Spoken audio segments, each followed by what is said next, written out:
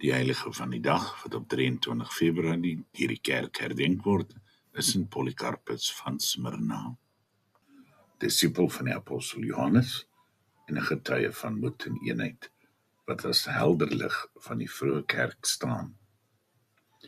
Gebore omtrent die jaar 69, het hy die evangelie direk ontvang uit die mond van die geliefde apostel Johannes. Hierdie lewende verbinding met Christus self het hom 'n gesaghebbende stem gemaak in die gemeenskap van gelowiges. As biskop van Smyrna het hy onvermoeid gewerk om die ware leer van Christus te beskerm.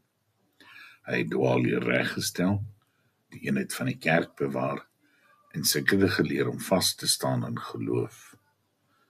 Toe vervolging onder keiser Marcus Aurelius uitbreek, het Polycarpus nie gevlug nie.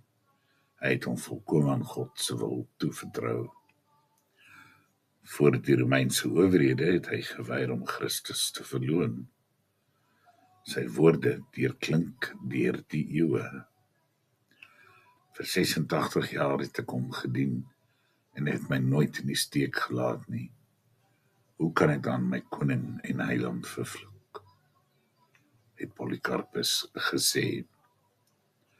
Hy is tot die brandstapel veroordeel, maar die vlamme het hom nie verteer nie.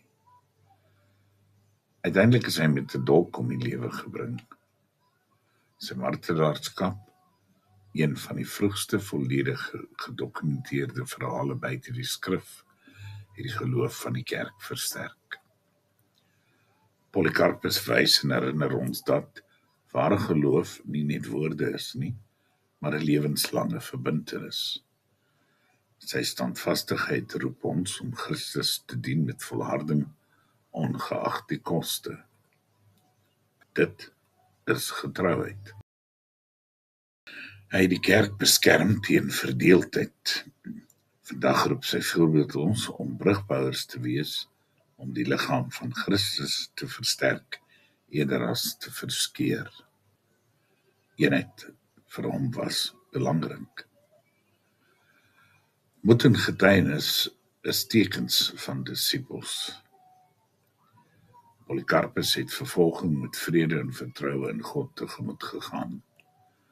In 'n wêreld vol druk en kompromie leer hy ons dat ware vryheid in gehoorsaamheid aan Christus lê.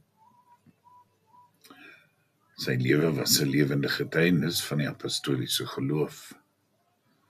Ons word uitgedaag om ons geloof nie net te bely nie, maar dit te leef, sodat ander Christus in ons kan sien.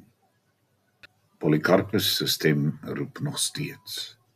Wees getrou tot die einde. Sy lewe is 'n brug tussen die apostels en ons vandag. 'n herinnering dat die evangelie nie vervlou nie, maar deur elke geslag nuut geleef moet word.